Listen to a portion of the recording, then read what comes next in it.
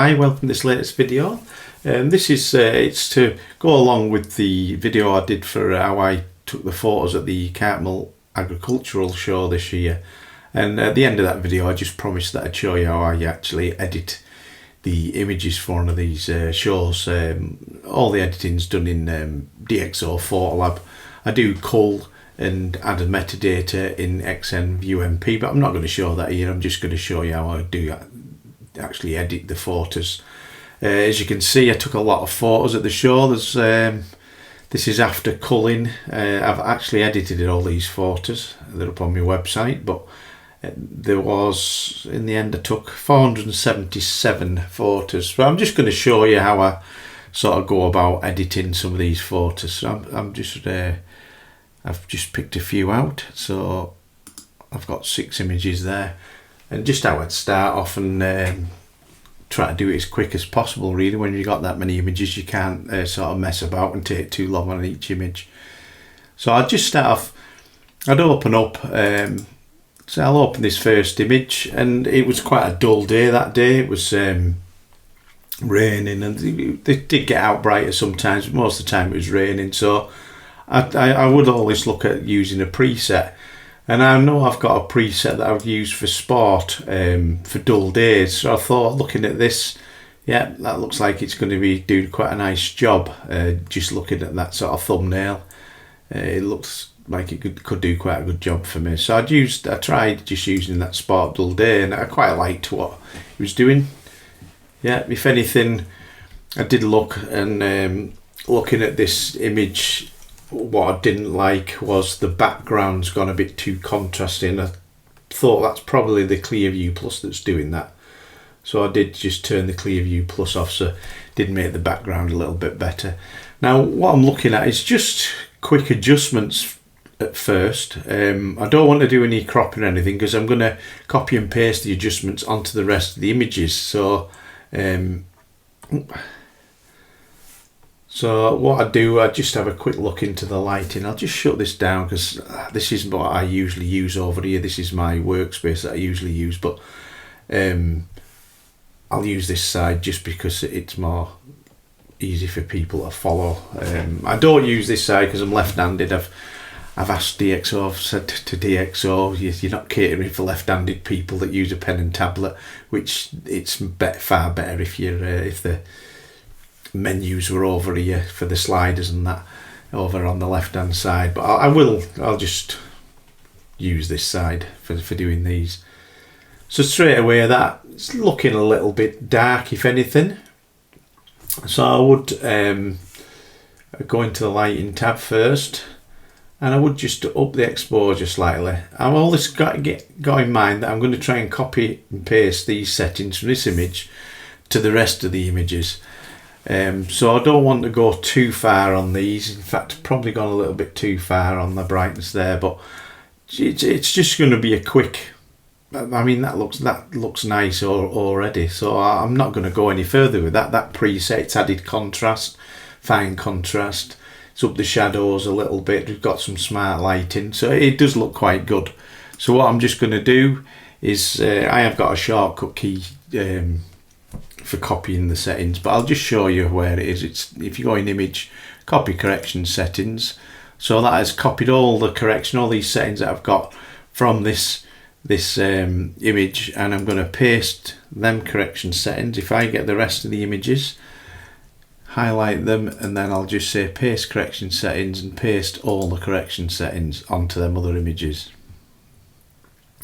As you can see, that when I've got the in the preset, in the sports preset, the horizon tool, it's got auto leveling on the horizon, so it did turn that image a bit. It did spin that image to try and get it level for me. It doesn't always work, but yeah, it's usually quite good. So that is my based sort of edit. So I've copy and pasted all them settings from this image over onto the rest of the images.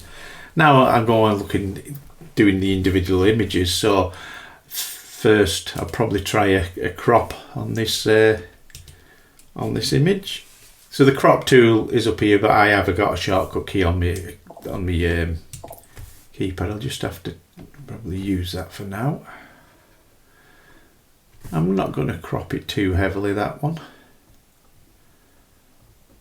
What you do have to make sure is when you haven't got the rest of the images highlighted when you're working on this first image, because if you do, the crop will actually go on to all the images. You're working on all the images if you've got them highlighted.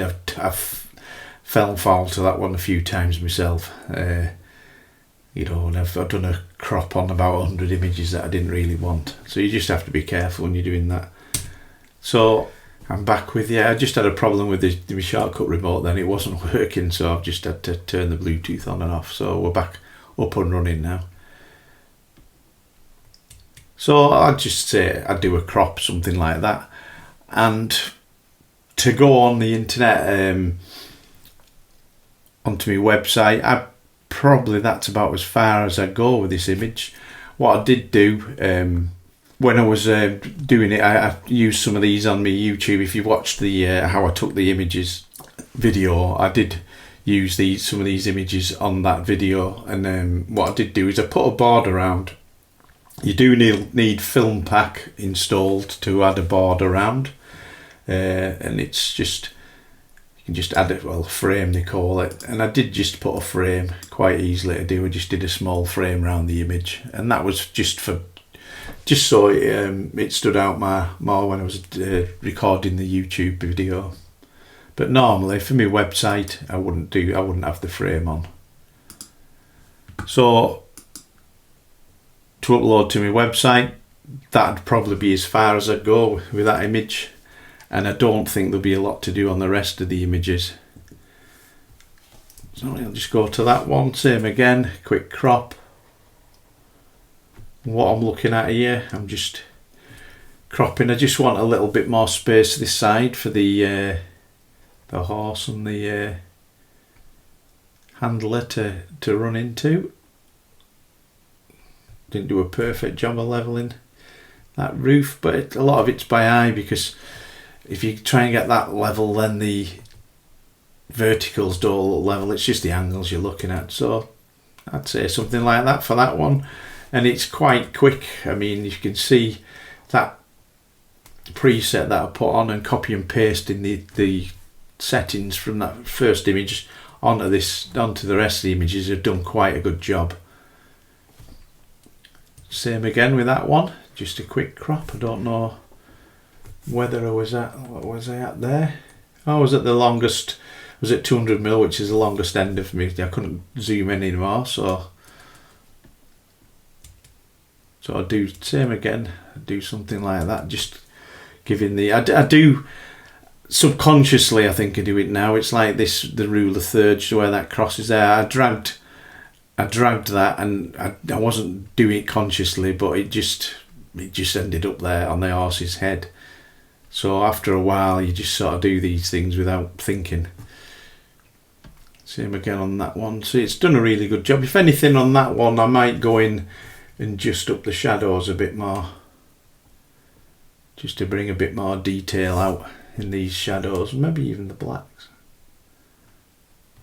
I mean, you could start looking at, oh, it's added too much contrast, so you can knock that down, but I'm just trying to do these images as fast as I can, because it's just to go on my website. They don't have to be, I will work on them again if someone wants a print, so I just want them to look good enough for my website. Like that one, it's gone too bright, so I'm going to have to knock down the brightness on that one. So we go, I think it was I put a little bit of exposure on, did I, on that? This is where I do struggle with the where things are on this menu, because I'm not used to using it on that side. I might even go on negative on the exposure on this one, because that black horse, I think it's fooled my camera into overexposing. So that, I'll probably do something like that. I mean, on the preset, it's already got D prime turned on for the noise reduction, and the chromatic aberrations on. Lens sharpness optimization, I'd just leave that at the base, at the settings that it comes in for this lens and camera. So I think DXO have done quite a good job at optimizing them. I mean, that's sharp enough for me. That there's with the noise reduction. I never have the deep prime rendering turned on when I'm editing. I'll just turn it off and just use a loop to see what the sharpening and noise reduction is doing. Yeah, so that looks good. So for my website, I'd say that's about as far as I go with them images. Then, I'll just have to watch there, see where I've got a black, where I've missed the crop a bit there.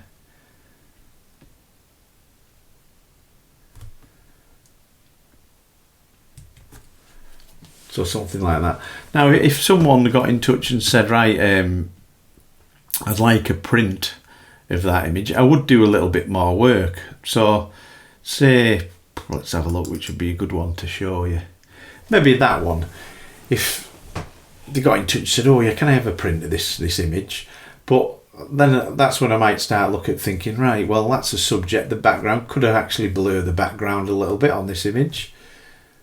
So this is when I'd start going into the local adjustments. I wouldn't do it on all the images. I've got 477 images, 477 images to edit. So I haven't got the time to go in and do all these sort of local adjustments. I know I could set a preset up, but I just like to keep things as simple as I can, really. Let's say if they wanted a print of this, so I'd look at maybe trying to I'd go in and I'd do some local adjustments on the images. Then if they wanted a print of this image, I'd just go in and work on this image just for print. So this is where I'd start doing more like local selections. So we'll go into AI and see let's see if the subject, see if that'll pick up what the subject is. It's just, no, not really, it's picking up the people as well. So this is where I'd go in and I'd use I wouldn't use the subject, I'd use the area mask and I'd try and just drag over that. It's only picking up the horse, but I wouldn't worry too much about that, because now what I can do is if I hold the shift key and then drag over these people, it should add them, right? So it's added them, and then I could even change the mode to the object select, hold the shift key again, so it's just going to add to that mask. Now we've got that mask, which is quite a good mask. Then I would go in on that mask and I would duplicate it and invert it.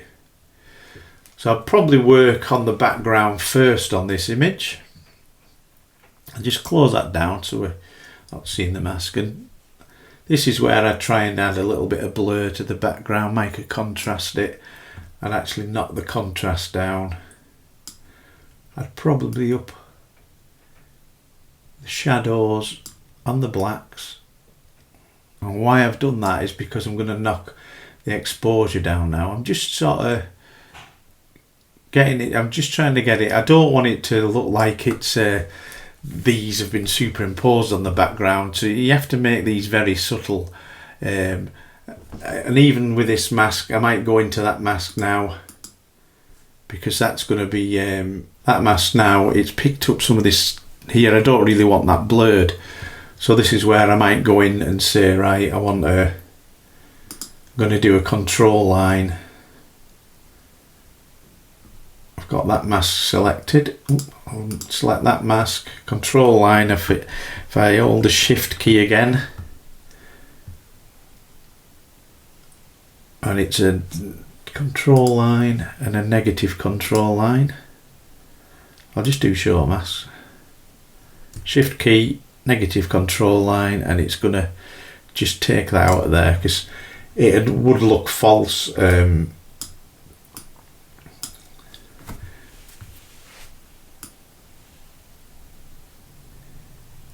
If all this is blurred in front as well, it's like you need to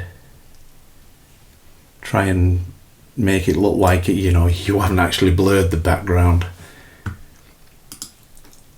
So we've gone from sort of that to that, like blurring the background, and then with this one, the mask of the horse, and I probably add a little bit of clear view plus there for them.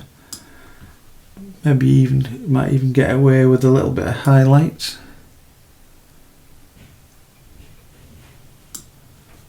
And even maybe a little bit more vibrance. So we'll just see, I'll just turn the local adjustments on and off and see what happens, see what these local adjustments have done. So we've gone from that to that with the local adjustments. So very subtle adjustments still, but you know, it makes all the difference. So I'd only go into that much detail. I'm not going to do that on 477 images. I'm just going to do that if someone does want a print, and I might go and do a little bit more work on them. So right, I hope that helps. Just showed you how I would edit some, you know, if I've got that many images. It's very similar to my Smarts edits really, using presets, and yeah, you don't have to go into too fine a detail until you start. If someone does get in touch, say, right, can I have a print of that? And that is when I'd start looking a bit deeper into how I edit the photo. I hope you like that edit. I will put a link at the end of the video. At the end of this video, I will put a link to the video that when I actually was taking these photos, so you can see how I actually got these photos with it. I used the OM1 Mark II and a 50-200 Pro lens, brilliant lens for doing this sort of work. And yeah, so I'll put a link to that video. Well, I hope that helps. Thanks for watching, and don't forget I have got a 15% discount code. It's Steve Miller 15. So if you use that at the checkout, any new DXO products, you'll get 15% off. Right, thanks for watching, and until next time.